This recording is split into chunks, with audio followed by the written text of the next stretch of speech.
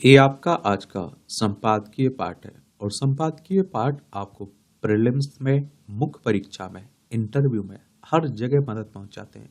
यहाँ से एक सामान्य जानकारी भी आप लोगों को मिलती है और इस तरह के एडिटोरियल आप लोगों को मिला करें तो जरूर आप लोग पढ़ा करिएगा। तनावपूर्ण होते पक्ष विपक्ष के संबंध, इस संसद की बात हो रही है और देखिए संसद के 3 भाग होते हैं, राष्ट्रपति, राज्यसभा, लोकसभा। और देखिए मैं कहूं कि इन सभी सांसदों का, चाहे वो राज्यसभा के हों, लोकसभा के हों, काम क्या है कि जब नियम कानून बनाए जा रहे हैं तो उस पर बहस हो, अच्छी बहस हो, उसके पॉजिटिव पॉइंट देखे जाए, निगेटिव पॉइंट देखे जाए, उसमें कमियां क्या है, सुधार क्या हो सकता है। अब देखिए 3 कृषि कानून आए हुए थे, कोई उस पर बहस नहीं हुई, ना तो सत्ता पक्ष ने कोशिश की ना विपक्ष ने कोशिश की। बाद में आप देखिए ना तो किसान संगठनों से सलाह ली गई। बाद में आपने देखा है कि किसानों ने लंबा आंदोलन किया, उसमें हमारे 700 से ज्यादा किसान उसमें शहीद भी हो गए, उनकी डेथ भी हो गई। बाद में वो कृषि कानून आपको वापस भी लेने पड़े। अगर आप सोचिए कि संसद में अच्छी बहस हुई होती, किसानों से राय ली गई होती, तो वो इतना नुकसान ना तो देश को झेलना पड़ता ना किसानों को झेलना पड़ता। तो उसी के संदर्भ में लिखे जा रहा है। आजकल तो देखिए सांसदों की भाषा ऐसी लगती है कि गली के गुंडे बोल रहे हो और अखाड़ा ऐसा लगता है कि जैसे दोनों लिपट ना पड़ रहे हैं। और आपने देखा होगा जगदीप धनखड़ का अमिताभ बच्चन के बीच जिस तरह से विवाद विवाद खड़ा हुआ है, हरिवंश बच्चन और जया बच्चन के बीच आपने देखा होगा, मल्लिकार्जुन खड़गे और जगदीप धनखड़ के बीच देखा होगा, घनश्याम तिवारी और मल्लिकार्जुन के बीच जिस तरह से बहस हुई, रवनीत बिट्टू और चन्नी के बीच जिस तरह से बातें हो रही थी, ऐसे लग रहा था एक दूसरे को मारने के लिए उठ गए। अनुराग ठाकुर राहुल गांधी के बीच, अखिलेश यादव अनुराग ठाकुर के बीच देखा होगा। तो ये सब मनभेद लगने लगे। मतभेद होना अलग बात है, लेकिन ऐसा लगने लगा कि इनके बीच आपसी दुश्मनी बढ़ रही हो, मनभेद हो रहे हो। तो संसद का सत्यावसान हो गया है और इस सत्र में राष्ट्रपति का अभिभाषण हुआ। 174 सदस्यों ने धन्यवाद प्रस्ताव में हिस्सा लिया। बजट चर्चा में भी 119 सदस्यों ने हिस्सा लिया। बजट शब्द का उल्लेख हमारे संविधान में नहीं है, लेकिन वार्षिक वित्तीय विवरण की बात की गई संविधान के अनुच्छेद 112 में। एक और आप लोगों को दिलचस्प न्यूज दे दूं, दिलचस्प आंकड़ा दे दूं कि 1 मिनट में संसद की कार्यवाही पर 2.5 लाख रुपए खर्च होते हैं। कितना? 1 मिनट के। और ये पैसा आप लोगों का रहता है, ये भी जान लीजिए। तो सदन में 11 विधेयक रखे गए हैं, एक पारित हुआ, 2 संयुक्त संसदीय समिति को भेजे गए। दोनों सदनों का कार्य संतोषजनक है, लेकिन भिन्न भिन्न दलों के मध्य असंसदीय टकराव के साथ ही आत्मीयता का अभाव भी दिखा। पीठासीन अधिकारियों को तनाव और अपमान झेलने पड़े। एक वरिष्ठ पदधारक सदस्य ने कि आपत्तिजनक वक्तव्य को लोकसभा कार्यवाही से निकालना पड़ा। लोकसभा के सभापति के समक्ष विषम परिस्थितियां रहीं और सत्र का बड़ा भाग शोर और हंगामे में बीत गया। और आप देखते हैं कि देश के कोने कोने में संदेश गया कि हमारे जनप्रतिनिधियों का व्यवहार उचित नहीं है और वस्तुतः भारत के दल समूहों में परस्पर मैत्री भाव नहीं है। सत्ता पक्ष और विपक्ष परस्पर शत्रु नहीं होते हैं। सत्ता पक्ष के साथ ही विपक्ष का काम भी गहन जिम्मेदारी से जुड़ा है। जनादेश को आप देखिए पूरे मन से स्वीकार करना राष्ट्रीय कर्तव्य है। सदस्यों के बीच वैचारिक भिन्नता स्वाभाविक है, लेकिन यहाँ कटुता दिखाई पड़ती है। कटुता से आत्मीयता घटती है और परस्पर अलगाववाद बढ़ता है, सामूहिकता घटती है और इसका प्रभाव संसदीय कामकाज पर भी पड़ता है। इस तरह विधायी कार्यों के साथ बजट आदि विषयों पर वाद विवाद की गुणवत्ता बढ़ती है। और चूंकि संसदीय कार्य गहरी निष्ठा मांगता है, इसलिए संविधान निर्माताओं ने संसद को विशेषाधिकारों से शक्तिशाली बनाया और विशेषाधिकार उसी अनुपात में जिम्मेदारी भी बढ़ाते हैं। ब्रिटिश हाउस ऑफ कॉमन्स की एक समिति ने विशेष अधिकारों पर टिप्पणी की थी कि विशेष अधिकारों के कारण सदस्यगण समाज के प्रति अपनी जिम्मेदारियों से मुक्त नहीं हो जाते, बल्कि संसद के सदस्य होने से अन्य नागरिकों की तुलना में उनकी जिम्मेदारियां और बढ़ जाती हैं। परस्पर कटुता के कारण संसद में व्यवधान होते हैं। व्यवधान संसद की गरिमा घटाता है। संविधान निर्माताओं ने कार्यपालिका को विधायिका के समक्ष जवाबदेह बनाए और उत्कृष्ट संसदीय कार्यवाही से ही सरकार की जवाबदेही सुनिश्चित होगी। अभी आप लोग स्टूडेंट हैं, आप देखिए एक दिन आप लोग सिविल सर्विस में चले जाएंगे, स्टेट पीसीएस में चले जाएंगे या किसी और फील्ड में चले जाएंगे, तो आपकी जिम्मेदारियां बढ़ जाएंगी, अभी इससे कई गुना बढ़ जाएंगी। भारतीय संसदीय प्रणाली ब्रिटिश संसदीय परंपरा से प्रेरित है। ब्रिटेन में संसद संप्रभु है और आप देखते हैं भारत में संविधान संप्रभु और सर्वोपरि है।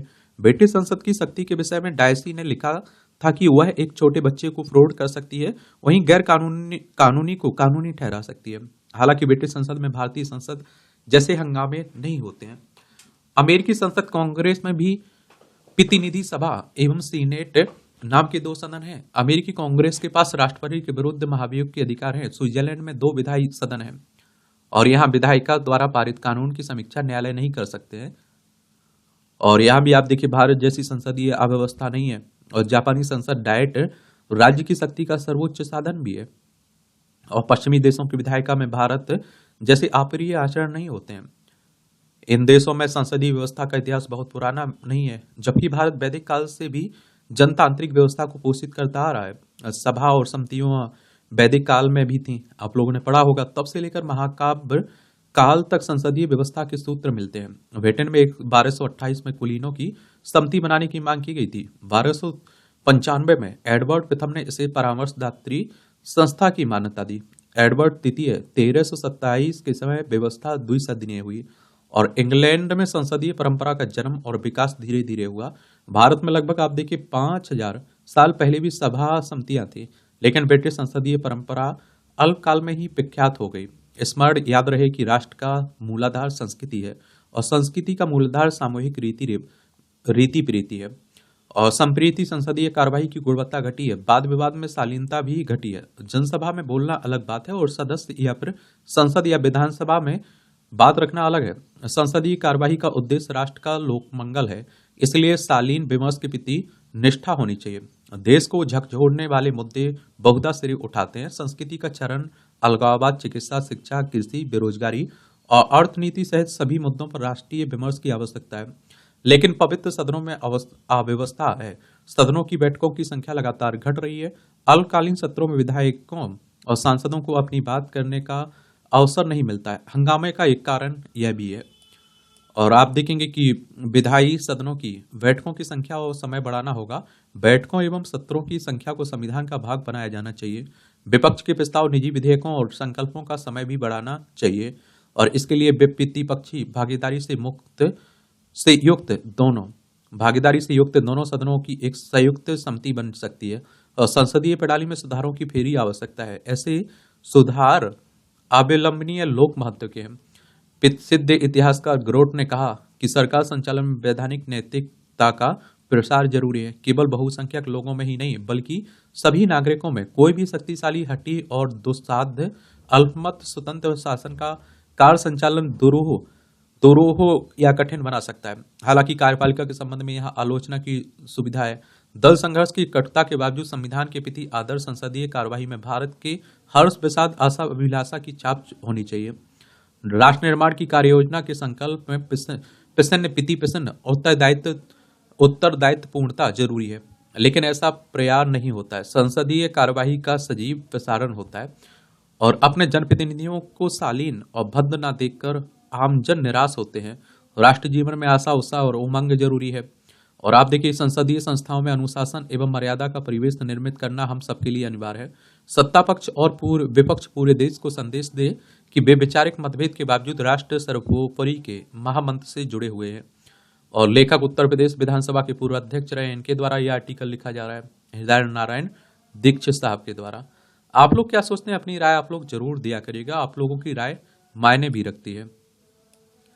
अब आप देखिए, अब भी जारी है विभाजन की बीबीसी का, जो बांग्लादेश में आप लोग देख रहे हैं। देखिए हमारा प्यारा भारत है, ये बांग्लादेश देखने को मिलेगा। पश्चिम बंगाल, असम, मेघालय, त्रिपुरा, मिजोरम 5 राज्यों की सीमा लगती है। और यहाँ की प्रधानमंत्री शेख हसीना हुआ करती थी, क्योंकि वो अपने पद से इस्तीफा देकर भारत में शरण ले चुकी हैं।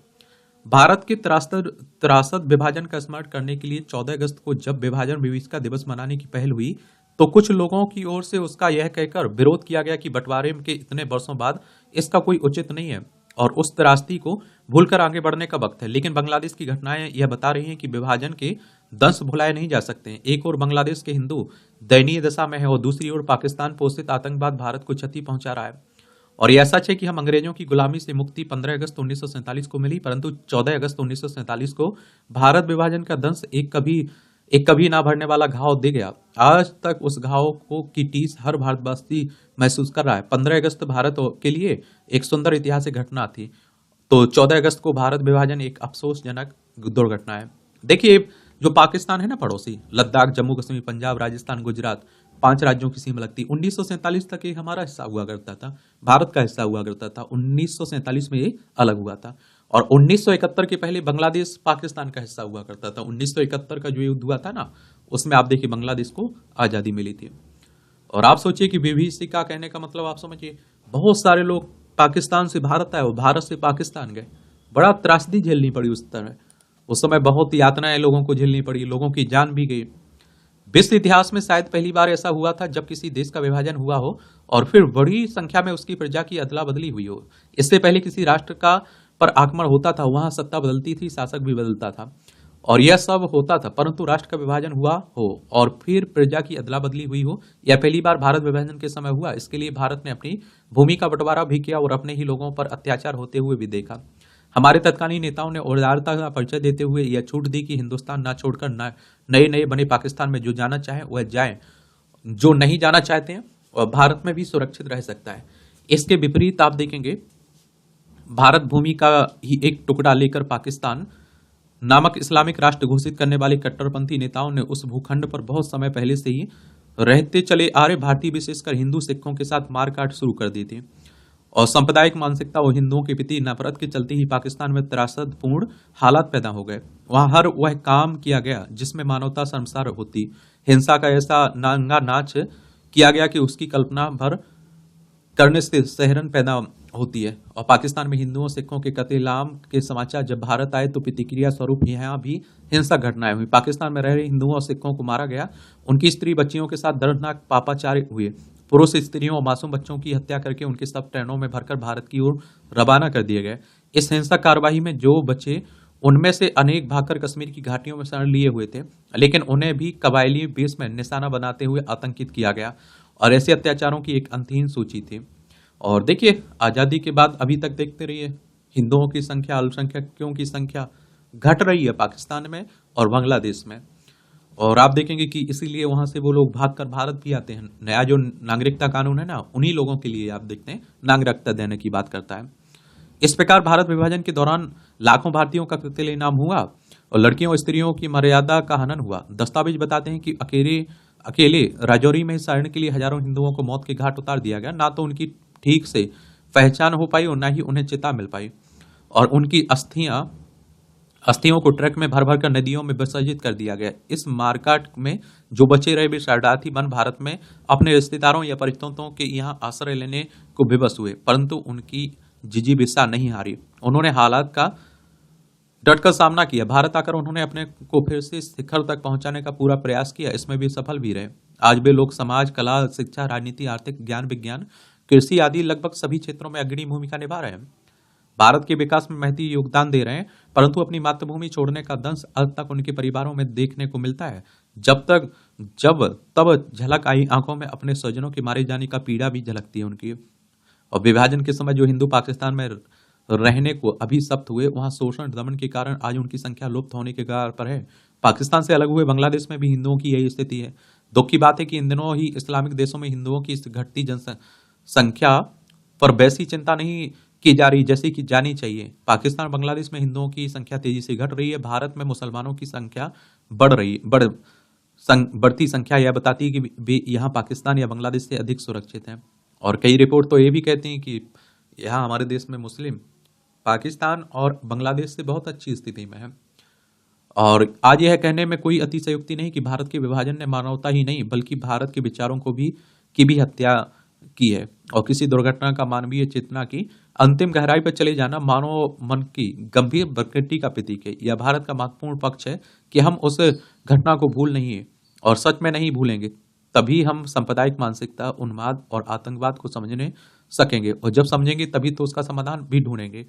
आप देखिए, 14 अगस्त को विभाजन विभीषिका स्मृति दिवस के रूप में मनाने जाने और सुनने के पीछे एक उद्देश्य यह भी है कि आगे आने वाली पीढ़ियां समझें कि किस तरह आदमी से आदमी के रिश्ते को सांप्रदायिक उन्माद तब से लेकर आज तक रोनता आ रहा। और जब नई पीढ़ियां उन्माद और उससे उपजे आतंकवाद को समझेंगी तभी उनके उन्मूलन का स्थायी मार्ग मिलेगा। तभी विभाजन का सच और विभाजन की व्यर्थता का पता चलेगा। तभी आक्रांताओं के साथ संबंध का ऐतिहासिक झूठ पता चलेगा। लेखक साहित्यकार हैं, इनका नाम है नीरजा माधव। इनके द्वारा यह आर्टिकल लिखा गया है। और देखिए, लोग कहते हैं ना, 1947 में जब बंटवारा हुआ सबको आज़ादी थी, वो यहाँ से वहाँ जा सकता था, वहाँ से यहाँ जा सकता था। जो आप देखिए पाकिस्तान चाहते थे मुस्लिम, वो जा चुके थे, और जिन्हें भारत से प्यार था, जिन्हें भारत में रहना था, वो ईमानदारी से रहे और उनकी अपनी मर्जी से रहे। तो इसलिए मुझे लगता है कि अब इस पर बहस नहीं होनी चाहिए। जो हमारे यहाँ रहे वो हमारे ही लोग हैं, ये समझना चाहिए। और उन्हें भी समझना चाहिए कि हमारे अपने देश में है तो अपना देश अपना है, सीधी सी बात। बांग्लादेश में जो हो रहा है उसकी आलोचना करना चाहिए, पाकिस्तान में जो होता है उसकी भी आलोचना करना चाहिए। और देश से बढ़कर कुछ नहीं होता है। ऊर्जा, समय। अक्सर लोग शिकायत करते हैं कि मेरे पास समय नहीं है, अन्यथा मैं बहुत कुछ कर सकता था, सुंदर कविताएं कहानियां लिख सकता था, अच्छे अच्छे चित्रों मूर्तियों का निर्माण कर सकता था, समाज एवं राष्ट्र का मार्गदर्शन करने वाले सत साहित्य का सृजन कर सकता था, जिसे पढ़कर लोगों में फैला अंधविश्वास, भ्रष्टाचार, निराशा एवं आक्रमणता स्वयं ही दूर होने लगी। ऐसे संकल्पों का दावा करने वाले व्यक्तियों से प्रश्न किया जा सकता है कि अपने कार्य संपन्न करने वाले दूसरे व्यक्तियों को भी एक दिन में 24 घंटे मिलते हैं, और ऐसे जो शिकायत करते रहते हैं, मैं कह रहा हूँ ना, इन्हें 48 घंटे चाहिए, और इन्हें 48 घंटे मिलने लगेंगे तब भी ये कमी का रोना रोते रहेंगे। ठीक उतना ही समय आपके पास भी होता है, फिर आप समय के अभाव की बात करते हैं। काम शुरू करने से पहले सोच विचार अच्छी बात है, यह सोचते ही रह जाना सही नहीं है। क्या, कहाँ, कौन, कब और कैसे, इन सवालों में ही उलझकर कदम ही ना बढ़ाना कहीं नहीं ले जाता है। यह जानने की कोशिश बेकार है कि कौन सी राह कहाँ ले जाएगी। बस पहले कदम के बारे में सोचें, बाकी अपने आप हो जाएगा।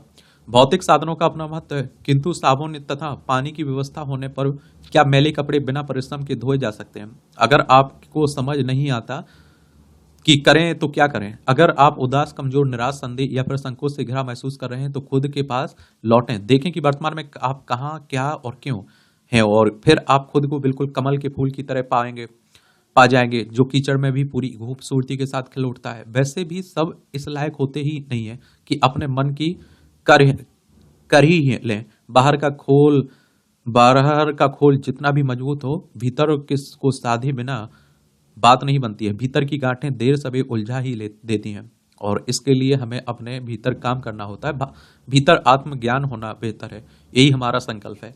मैं तो उस समय सोचता हूँ, पुराने समय में आप देखिए बसें कम हुआ करती थी, साधन की सुविधा कम थी, लोग फिर भी आपने देखा होगा निमंत्रण कार्ड उनके घर तक देने जाते थे और लोग आते थे। आज के समय में आप देखिए कार्ड भी भेजने लगे व्हाट्सएप के जरिए, फेसबुक के जरिए, और लोग आते ही फेसबुक के जरिए, व्हाट्सएप के जरिए, फिजिकल रूप से आपके घर भी नहीं आते हैं। और लोग कहते हैं हमारे पास टाइम नहीं है, हम व्यस्त हैं। लेकिन व्यस्तता कहाँ चला गया इनका टाइम, ये भी देखने लायक होगा। बांग्लादेश की माफी। बांग्लादेश के अंतरिम सरकार के गृह मामलों के सलाहकार अर्थात गृह मंत्री सेवानिवृत्त ब्रिगेडियर जनरल सखावत हुसैन ने जिस तरह यह कहा कि वह हिंदुओं की सुरक्षा में नाकाम रहे, उनसे माफी मांगते हैं। उनसे यह स्पष्ट है कि शेख हसीना को हटाने के लिए छिड़े आंदोलन के दौरान और उसके बाद हिंदुओं पर बड़े पैमाने पर हमले हुए। इसकी पुष्टि बांग्लादेशी हिंदुओं की ओर से अपने उत्पीड़न के खिलाफ ढाका, चटगांव आदि शहरों में विरोध प्रदर्शन करने से भी होती है। बंगाल में प्रवेश करने के प्रयासों से भी कम अब तो इस शरारती विमर्श पर लगाम लगनी चाहिए। बांग्लादेश में हिंदुओं पर हमले की घटनाओं को बढ़ा चढ़ाकर बताया जा रहा है, वे वहां पूरी तरह सुरक्षित हैं। यदि ऐसा होता तो ना तो सखावत हुसैन को माफी मांगनी पड़ती, ना हिंदुओं को अपनी जान बचाने की गुहार लगानी पड़ती। बांग्लादेश में बड़े पैमाने पर हिंदुओं अन्य अल्पसंख्यकों पर हमले के कारण ही उन्हें बचाने के लिए भारत समेत दुनिया के अनेक देशों में प्रदर्शन किए गए, और इसकी भी अनदेखी नहीं की जानी चाहिए कि बांग्लादेश में अंतरिम सरकार की कमान संभालने के बाद उसके प्रमुख मोहम्मद यूनुस ने भी हिंदुओं पर हमले रोकने की अपील की थी। वह हिंदू समाज के नेताओं से मिलने वाले हैं, देखना है कि वह हिंदू समुदाय की सुरक्षा संबंधी मांगों को पूरा करने में समर्थ हो पाते हैं या नहीं। मोहम्मद यूनुस इससे अनभिज्ञ नहीं हो सकते कि उनके देश में हिंदुओं के साथ उनके घरों, दुकानों और मंदिरों को कोई पहली बार निशाना नहीं बनाया गया। बांग्लादेश में इस तरह की घटनाएं एक लंबे समय से होती चली आ रही हैं, इसी कारण वहाँ हिंदुओं की संख्या तेजी से घट रही है। और जब बांग्लादेश पूर्वी पाकिस्तान के रूप में था तो तब वहाँ 22% हिंदू थे। जब भारत की मदद से पूर्वी पाकिस्तान का बांग्लादेश के रूप में उदय हुआ तब वहाँ हिंदू 15% से अधिक थे। आज उनकी संख्या 8% से भी कम रह गई है। यदि बांग्लादेश हिंदुओं को अनुमति मिले तो वे बड़ी संख्या में भारत आना चाहेंगे क्या, क्योंकि वहाँ उनका जीना दुर्भर है? या ठीक है, भारत सरकार ने भी एक समिति गठित कर दी है ताकि वह बांग्लादेशी हिंदुओं के हितों की चिंता कर सकें, लेकिन चिंता करने से शायद ही कोई बात बने। भारत को अपने प्रभाव का इस्तेमाल कर बांग्लादेश सरकार को इसके लिए तैयार करना होगा कि वह हिंदुओं की सुरक्षा के लिए आवश्यक उपाय करे। यह आसान नहीं है, क्योंकि अंतरिम सरकार के बाद चुनी जाने वाली सरकार में कट्टरपंथी तत्वों का बोलबाला हो सकता है। इस अंतरिम सरकार में भी कुछ ऐसे चेहरे हैं जो कट्टरपंथी हैं। स्पष्ट है कि भारत इससे संतुष्ट नहीं हो सकता है। बांग्लादेश के गृह मंत्री ने माफी मांग ली। जानलेवा लापरवाही। तो आप देखिए, जल्दबाजी के परिणाम सुखद होने की संभावना बहुत कम रहती है। सड़कों पर यात्रियों की सुरक्षा के लिए एक नारा लिखा होता है कि कभी ना पहुंचने से देर भली। इसे जानते तो सभी हैं, लेकिन मानने वालों की संख्या बहुत कम है। वो कहते हैं जानते तो सभी हैं, कौन नहीं जानता है कि झूठ बोलना गलत है, या किसी के साथ गलत करना गलत है, किसी के भरोसे का फायदा, किसी की भावनाओं के साथ खेलना गलत है, लेकिन फिर भी लोग खेलते हैं। यही कारण है कि दुर्घटनाएं बढ़ रही हैं और लोगों को असमय जान गंवानी पड़ रही है। जल्दीबाजी के चक्कर में लोग यह भी न समझते हैं कि इससे उनका या दूसरों का नुकसान हो सकता है। हिमाचल प्रदेश में औसतन 3 लोगों की जान प्रतिदिन सड़क हादसे में जाती है।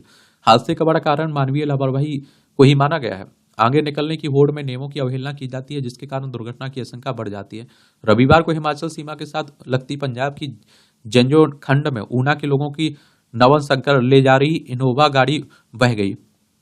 बताया जा रहा है कि चालक को लोगों एवं पुलिस ने उफनती खड्ड में से गाड़ी ना ले जाने के लिए कहा था, लेकिन उससे नहीं सुना। परिणाम स्वरूप 12 सवारियों को ले जा रही गाड़ी तेज उफान में गाड़ी बह गई। 9 लोगों के शव बरामद कर लिए गए और जबकि 2 अभी लापता हैं। एक व्यक्ति ने किस तरह गाड़ी से निकलकर जान बचाई। अगर चालक ने लोगों की बात सुनी ली होती तो संभवतः इस बड़ी दुर्घटना को टाला जा सकता था और शादी की खुशियां मातम में ना बदलती। लोगों को समझना होगा कि यातायात नियम उनकी सुरक्षा के लिए बनाए गए, इन्हें बंधन ना समझें। अपनी एवं अपनों की सुरक्षा के लिए ऐसा करनी ही सही है। अगर कहीं खतरा है और लोगों या पुलिस आगे बढ़ने से रोकती है तो उसकी अनदेखी कतई नहीं करना चाहिए। अब देखिए, हेलमेट, मुझे तो लगता है कि अधिकतर लोग हेलमेट इसलिए लगाते हैं कि उनका चालान ना कटे, वरना वो आप देखते अपनी सुरक्षा के लिए तो हेलमेट लगाना ही नहीं चाह रहे। हमेशा युवा देखने की चाहे तो आजकल तो ये ज्यादा आप लोगों को देखने को मिल रहा है।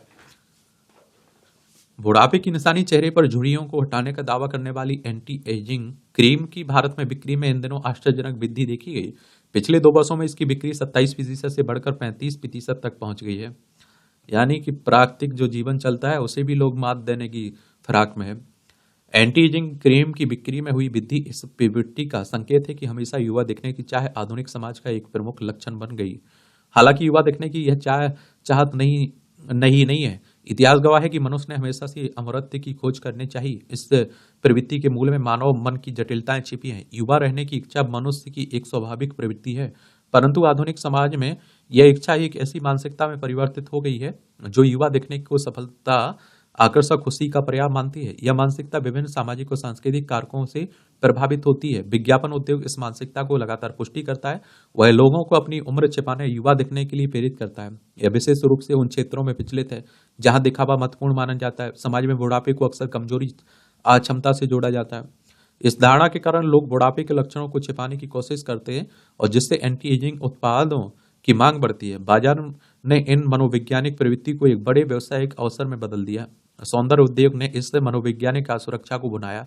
ये उत्पाद युवा रहने का सपना बेचते हैं। सच्चा सौंदर्य केवल बाहरी नहीं बल्कि आंतरिक भी होता है। जो व्यक्ति अपने अनुभवों से सीखता है, जो दूसरों के प्रति करुणा और प्रेम रखता है, जो जीवन के हर पल का आनंद लेता है, वह व्यक्ति सच्चे अर्थों में सुंदर होता है। हमें यह समझना होगा कि जीवन एक यात्रा है। हम हर उम्र अपने साथ नए नए अनुभव, नई समझ लाती है। बचपन की मासूमियत, युवावस्था का जोश और बुढ़ापे की परिपक्वता, ये सभी जीवन के पड़ाव हैं। इसे स्वीकार करना और इनका आनंद लेना ही सच्ची जीवन कला है। और यह सही है कि समाज में युवा दिखने का दबाव बहुत अधिक है। विज्ञापनों में जो सौंदर्य परोसा जाता है वह केवल एक भ्रम ही है। असली जीवन, यह आप देखते हैं कि इससे कहीं अधिक विविध और सुंदर भी है। यह हमारा चुनाव है कि हम अपने जीवन को कैसे जीना चाहते हैं। क्या हम समय की धारा के साथ बहना चाहते हैं या उसे रोकने की व्यर्थ चेष्टा में अपनी ऊर्जा खर्च करना चाहते हैं।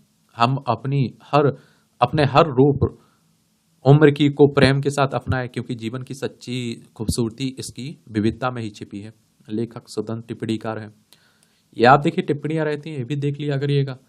और इसकी पीडीएफ आपको एजुकेशन सर्कल प्लेटफॉर्म है ना टेलीग्राम पर, वहां डाल दी जाती है, तो वहां से जाकर आप लोग डाउनलोड भी कर लिया करिएगा। ठीक है। एक कठिन नहीं है देश में जनसंख्या नियंत्रण। आजकल आप देखिए जिस हिसाब से जनसंख्या बढ़ रही है तो जनसंख्या नियंत्रण की बातें भी की जा रही हैं। सरकार के एजेंडे में जनसंख्या नियंत्रण का महत्वपूर्ण स्थान है। यह आम मान्यता है कि जनसंख्या वृद्धि देश के विकास का दुश्मन है। सो जनसंख्या नियंत्रण के सरकारी उपायों को हर वर्ग का समर्थन है। केंद्र सरकार ने 8 साल पहले 146 जिलों में जनसंख्या नियंत्रण अभियान चलाया था। सरकार अब इस प्रोजेक्ट को 340 अन्य जिलों में भी लागू करने जा रही है। हालांकि सरकार ने पहले कुछ कठोर कानून का मन बनाया था और जिसकी झलक उत्तर प्रदेश की जनसंख्या नियंत्रण कानून प्रस्ताव में दिखी थी, परंतु अलोकप्रिय होने की आशंका के मद्देनजर उसने आप देखते हैं कि कानून का सहारा लेने के बजाय प्रभावी परिवार नियोजन का रास्ता निकला। अब सरकार एक रोड मैप बनाकर अधिक प्रजनन दर वाले जिलों में एक आक्रामक अभियान चलाएगी, क्योंकि देश के कुछ ही राज्य और उनके भी कुछ खास जिले ही हैं जहां प्रजनन दर देश की औसत से ज्यादा है। यदि यहाँ प्रजनन दर को काबू किया जाए तो समूचे राज्य का आंकड़ा सुधर जाएगा। और जनसंख्या नियंत्रण पर सरकार की इस योजना का इरादा साइंटिफिक और तार्किक है। यह जनसंख्या नियंत्रण की सामान्य सरकारी नीति को समूचे देश पर लागू करने का प्रयास किया जाए तो इसके प्रति विभिन्न राज्यों की सक्रियता भिन्न होगी और इस मामले में उनकी आवश्यकता और स्तर भी अलग होगा। फिर कानून बनाने के बाद उसे लागू कराना और फिर पेचीदा काम है। ऐसे में सरकार द्वारा सीधे लक्ष्य पहचान कर उस पर निशाना लगाना अधिक श्रेयस्कर है और इससे अपेक्षित परिणाम शीघ्र मिल सकते हैं। आज देश के 29 राज्यों में प्रजनन दर 2 या फिर 2 से कम है, अर्थात एक स्त्री के 2 बच्चे लड़का लड़की के उचित अनुपात के लिए भी इतना भी तो जरूरी है कि यह प्रजनन दर के स्थिरीकरण की स्थिति है। वैसे प्रजनन दर का इससे बहुत नीचे जाना भी ठीक नहीं है। इस मामले में बिहार चिंता का विषय है, जहां प्रजनन दर 3 के आसपास है। ये उत्तर प्रदेश का प्रजनन दर ये आप देखिए 2.4% भले ही है। मेघालय जैसे छोटे राज्यों की 2.9 से कम होने पर भी यह सबसे ज्यादा चिंतनीय है, इसलिए है क्योंकि मेघालय उसके मुकाबले बहुत छोटा राज्य है। और 20 करोड़ से ज्यादा आबादी वाले उत्तर प्रदेश में 27 जिले ऐसे हैं जिनका प्रजनन दर राष्ट्रीय औसत से अधिक है और इनमें से 7 जिलों में 3 से अधिक और 7 जिलों में आप देखेंगे अगर तो 2.5 से अधिक प्रजनन दर है, जबकि शेष 13 जिलों में 2 या फिर 2 से अधिक प्रजनन दर वाले हैं। अब सरकार यदि श्रावस्ती, बहराइच, बलरामपुर जैसे 3.5% से अधिक प्रजनन दर वाले जिलों में परिवार नियोजन के सघन अभियान चलाकर 2.5 से नीचे ले आए तो यह पूरे उत्तर प्रदेश के आंकड़ों को सुधार देगा, क्योंकि जो जिले 2.5 से ऊपर हैं वे इस प्रक्रिया में 2.4 के आसपास अवश्य पहुंच जाएंगे। ऐसे में जनसंख्या नियंत्रण के चयनित क्षेत्रों का प्रयास स्वागत योग्य होगा। यदि आप देखिए पूरे देश पर जनसंख्या नियंत्रण अभियान थोका जाए तो जिन जिलों की प्रजनन दर 2 या उससे नीचे है और उसके और नीचे चले जाने की आशंका रहेगी और यह प्रदेश के भविष्य के लिए खतरनाक होगा। तो ये आप देखेंगे कि जागरूक करके और उन राज्यों को चुनकर जहां परेशानी है उन पर काम करने की बात हो रही है। अब आप कहेंगे कि प्रजनन दर क्या होता है? फर्टिलिटी रेट यानी प्रजनन दर का मतलब बच्चा पैदा कर सकने वाली आयु वाली प्रति 1000 स्त्रियों की इकाई के पीछे जीवित जन्मे बच्चों की संख्या होती है। आमतौर पर 15 से 49 वर्ष की उम्र को बच्चा पैदा कर सकने वाली उम्र के अंतर्गत रखा जाता है इसमें। अब आप देखिए उत्तर प्रदेश में 1991 से 2011 के बीच जनसंख्या वृद्धि में 5% की कमी हुई है। यह भी स्मरण याद रहे कि उत्तर प्रदेश की आबादी में 10 से 19 वर्ष के किशोर किशोरियों और 15 से 24 साल के युवाओं का प्रतिशत सर्वाधिक है और यह प्रदेश के लिए अच्छी बात है और इस स्थिति को बनाए रखना होगा। दूसरी तरफ प्रदेश में 15 से ये आप देखते हैं कि 19 साल की 4% लड़कियां मां बन जाती हैं, 30% लड़कों की शादी 21 वर्ष के पहले हो जाती है। और आप देखिए जनसंख्या नियंत्रण के जिला केंद्रित अभियान में इन आंकड़ों पर भी नजर रखनी होगी। बेशक सरकार इन्हीं कारकों को दूर करने जा रही है और जिनमें परिवार नियोजन के लिए लोगों को मजबूर नहीं बल्कि राजी किया जाए और जनसंख्या नियंत्रण के प्रयास जरूरी है, खासतौर पर कुछ राज्यों में। जब कुछ को छोड़कर देश के तमाम राज्यों की प्रजनन दर घटाव पर हो तो लोग लंबी उम्र तक जीते हुए कम बच्चे पैदा कर रहे हों और जिससे बाद 2 दशक की जनसंख्या वृद्धि दर का ग्राफ लगातार नीचे जा रहा हो और उसकी रफ्तार घट गई हो, प्रजनन दर गिरती जा रही है, ऐसी आशंका व्यक्त की जा रही हो कि 4 दशक बाद देश की जनसंख्या बुरी तरह घट जाएगी, जिसमें 60 वर्ष से ऊपर के अनुत्पादक बुजुर्गों आश्रित महिलाओं की संख्या लगभग 35 करोड़ होगी और जिनकी सामाजिक सुरक्षा पर व्यय एक बड़ी सरकारी समस्या बन जाएगी। और पॉपुलेशन फाउंडेशन ऑफ इंडिया के अनुसार राज्य में जनसंख्या विस्फोट की स्थिति तब आती जब लगातार तेजी से जनसंख्या बढ़ रही हो और प्रजनन दर भी 4 से ऊपर हो। 2 दशक पहले यूपी में प्रजनन दर 4 के करीब थी या घटती हुई 2.4 पर पहुंच चुकी है और जिसके अगले साल 2.1 पर पहुंचने की उम्मीद लगाई जा रही है। और इसी तरह की उम्मीद जगह दर्जन भर दूसरे राज्यों के बारे में भी है। सो यूपी या फिर ऐसे बहुत से राज्यों में जनसंख्या विस्फोट की स्थिति नहीं है। यह प्रजनन दर उस रिप्लेसमेंट अनुपात के करीब है जो वंश चलाए रखने के लिए जरूरी है। नेशनल फैमिली हेल्थ सर्वे के आंकड़ों के अनुसार सभी धार्मिक समूहों में प्रजनन दर कम हो रही है। हिंदुओं में यह 1.9 है और यह ठीक है, मृत्यु दर में कमी आई है, पर जन्म दर में भी गिरावट दर्ज की गई। यह गिरती जनसंख्या का बड़ा कारक है। सरकार की जनसंख्या नियंत्रण नीति उचित पर उससे दूरगामी परिणाम को भी ध्यान में रखना होगा। ऐसा ना है कि 4 दशक बाद आबादी बढ़ाने के लिए अभियान चलाना पड़े और तब तक बहुत देर हो चुकी हो। देखिए, जबरदस्ती कोई भी नियम कानून लाकर थोप देना, वो सफलता नहीं पा पाते हैं। उस कानून का सक्सेस रेट बिल्कुल लो रहता है। और लोगों को जागरूक करिए। और वैसे भी आप देखते हैं कि लोग पढ़े लिखे हों, जागरूक हों, तो कम ही बच्चे पैदा करते हैं। फिर अपवाद को छोड़कर की बात कर रहा हूं मैं। आप लोग क्या सोचते हैं, अपनी राय दे सकते हैं। बांग्लादेश घुसपैठियों से देश की सुरक्षा को खतरा। तो बीते सप्ताह बांग्लादेश में शेख हसीना सरकार का तख्ता पलट होने के बाद से भारत बांग्लादेश सीमा अत्यंत संवेदनशील हो गई। बांग्लादेश में कायम अराजकता का लाभ उठाकर वहां मौजूद म्यांमार के लाखों रोहिंग्या शरणार्थी भारत में प्रवेश कर सकते हैं। और इस सीमा पर बड़ी संख्या में घुसपैठियां भारत में प्रवेश की ताक में है। वैसे इस समय झारखंड में बांग्लादेशी और रोहिंग्या घुसपैठियों का मुद्दा चर्चा में है। हाल ही में झारखंड हाईकोर्ट ने भी बांग्लादेश घुसपैठियों पर गंभीर चिंता जताई है।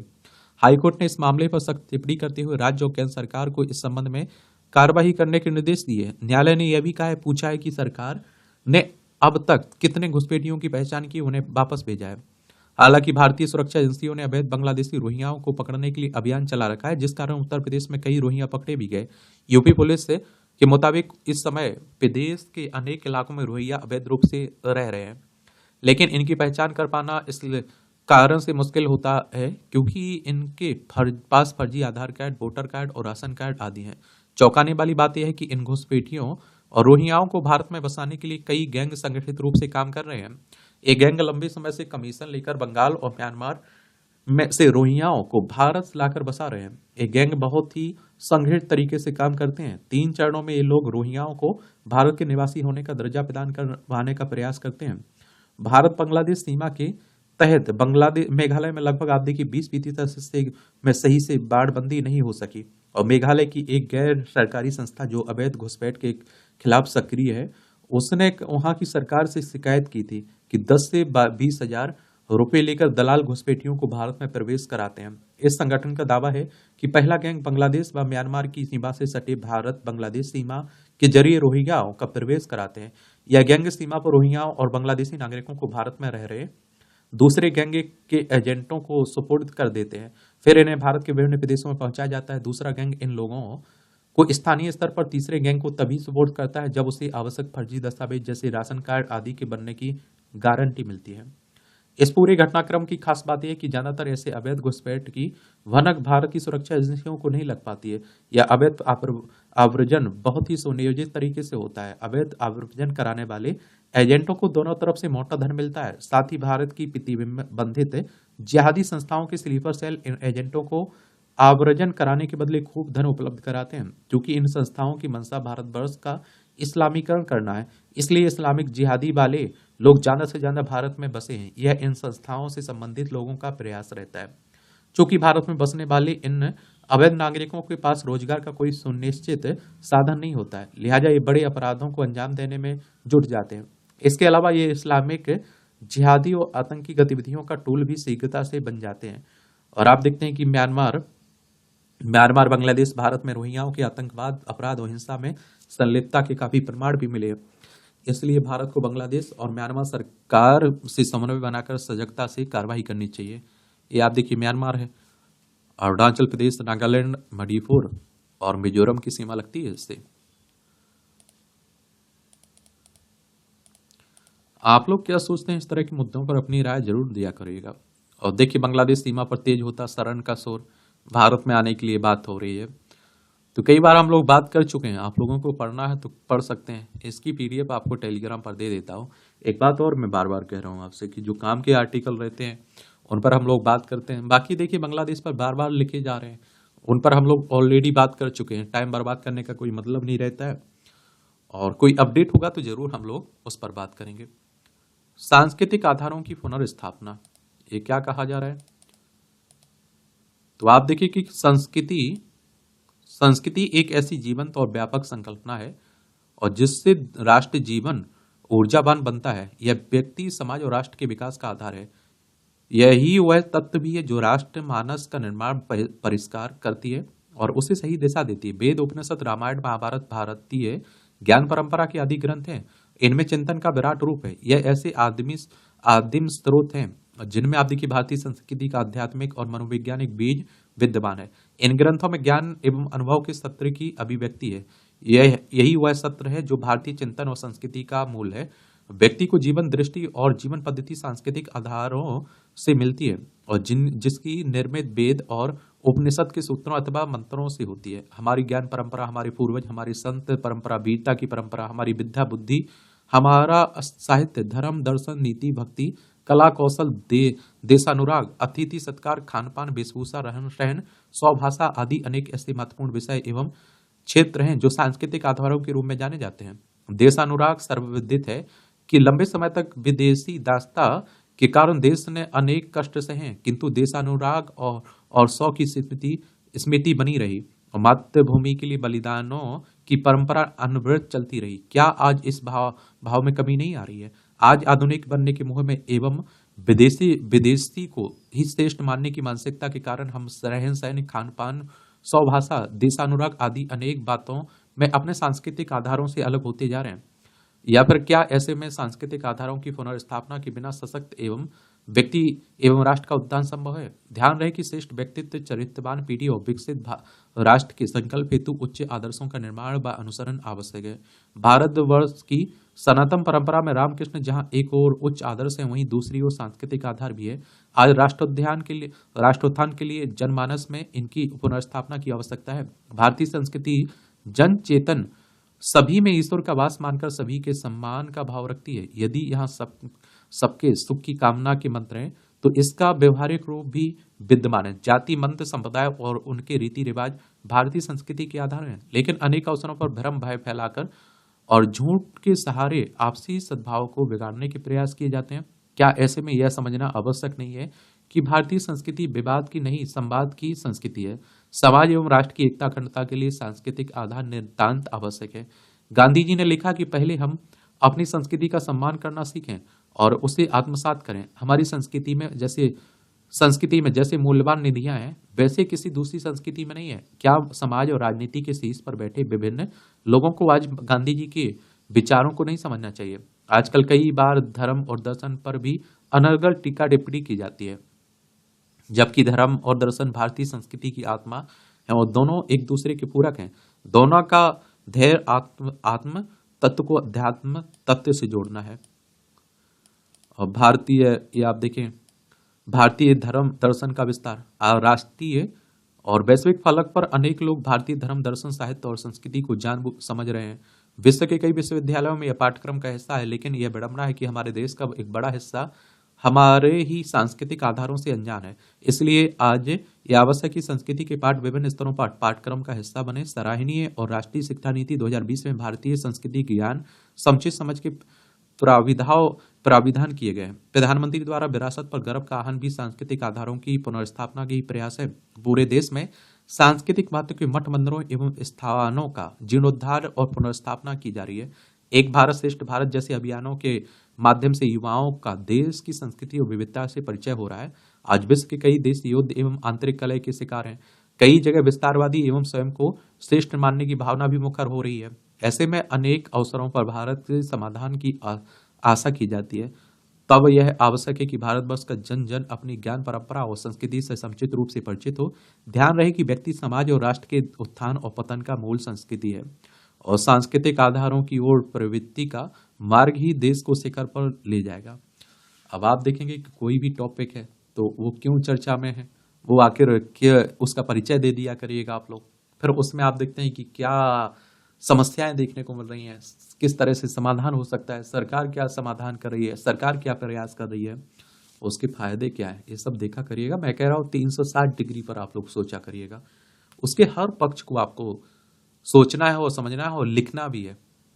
ये आप देखेंगे इस तरह से दैनिक जागरण का संपादकीय पाठ है आपका। एक आर्टिकल एडिटोरियल जनसत्ता का भी बड़ा अच्छा लिखा जाता है और आपके एग्जाम के लेवल का रहता है, परमाणु ऊर्जा में बढ़ती आत्मनिर्भरता। तो आप देखें चालू वित्त वर्ष के आम बजट में सरकार ने लघु परमाणु संयंत्रों के लिए बड़े बजट का प्रावधान किया है। पहली बार निजी कंपनियों को समूचे देश में लघु परमाणु संयंत्र लगाने का अवसर दिया जाएगा। साथ ही मॉड्यूलर प्रतिरूपक रिएक्टर के आधुनिकीकरण के लिए शोध और विकास पर भी खर्च किया जाएगा। इसका उद्देश्य देश में स्वच्छ और वैकल्पिक ऊर्जा को बढ़ावा देना और साथ ही प्रधानमंत्री सूर्य घर निःशुल्क बिजली योजना के तहत छतों पर लगाए जा रहे सौर संयंत्रों पर भारत सरकार द्वारा दी जाने वाली छूट जारी रहेगी। अभी तक इस योजना के तहत 1.28 करोड़ परिवार पंजीयन करा चुके हैं। 14 लाख आवेदन विचाराधीन है। छोटे मॉड्यूल और रिएक्टर उन्नत परमाणु संयंत्र माने जाते हैं और इनकी बिजली उत्पादन क्षमता 300 मेगावाट प्रति इकाई है, जो पारंपरिक परमाणु ऊर्जा संयंत्रों की बिजली उत्पादन क्षमता की तुलना में 1/3 है। और विकसित भारत के लिए ऊर्जा की उपलब्धता बड़ी जरूरत है, इसलिए आप देखिए सरकार सिर्फ पारंपरिक ऊर्जा स्रोतों पर निर्भर नहीं रहना चाहती। सौर और पवन ऊर्जा पर सरकार पहले ही काफी कुछ कर चुकी है। अब ध्यान परमाणु ऊर्जा पर है और इसमें संभावनाएं देखें। आम बजट में ऊर्जा बदलाव के संबंध में एक नीतिगत दस्तावेज तैयार करने की बात भी कही गई और इससे यह तय होगा कि भारतीय अर्थव्यवस्था में किस तरह पारंपरिक ऊर्जा की जगह धीरे धीरे अपारंपरिक ऊर्जा स्रोतों का महत्व बढ़ रहा है और इससे ऊर्जा क्षेत्र में रोजगार, विकास और पर्यावरण से जुड़े मुद्दों का भी समाधान निकलेगा। इस परिप्रेक्ष्य में निकेल, कोबाल्ट, तांबा और लिथियम जैसी धातुओं के आयात पर शुल्क घटाने की भी घोषणा की गई है। इन उत्पादों का प्रयोग परमाणु ऊर्जा, सौर ऊर्जा के साथ दूसरे ऊर्जा उत्सर्जन उपायों में भी होता है। आयात सस्ता होने से भारत में इनका निर्माण करने में आसानी होगी। आयात का मतलब होता है आप कुछ खरीद रहे हैं, निर्यात का मतलब होता है कुछ बेच रहे हैं। भारत में जहां 80 से 8 परमाणु बिजली परियोजनाओं में उत्पादन शुरू हो रहा है, वहीं निजी निवेश से परमाणु ऊर्जा बढ़ाने के प्रयास हो रहे हैं। प्रधानमंत्री ने गुजरात के सूरत जिले के तापी काकरापार में 22,500 करोड़ रुपए की लागत से बने 700 मेगावाट बिजली उत्पादन के 2 परमाणु ऊर्जा संयंत्रों को फरवरी में राष्ट्र को समर्पित किया। देश के पहले स्वदेशी परमाणु ऊर्जा संयंत्र हैं। इस संयंत्र प्रतिवर्ष लगभग 10.4 अरब यूनिट स्वच्छ बिजली का उत्पादन करेंगे, जिससे गुजरात के साथ अन्य प्रांतों को भी मदद मिलेगी। ये संयंत्र शून्य कार्बन उत्सर्जन की दिशा में आगे बढ़ाने की दृष्टि से मील का पत्थर साबित होंगे। इसका ये उल्लेख कर दिया करेगा जब इस तरह के टॉपिक पर आप लोग आंसर राइटिंग कर रहे हैं, निबंध लिख रहे हैं। दूसरी तरफ भारत सरकार ने परमाणु ऊर्जा क्षेत्र में निजी कंपनियों से 26 अरब डॉलर का निवेश आवंटित किया है। ऐसे स्रोतों से बिजली बनाने की मात्रा बढ़ाने की दिशा में उठाया गया कदम है जो कार्बन डाइऑक्साइड का उत्सर्जन नहीं करते हैं। फिलहाल भारत में परमाणु ऊर्जा कुल बिजली उत्पादन का 2% भी नहीं है।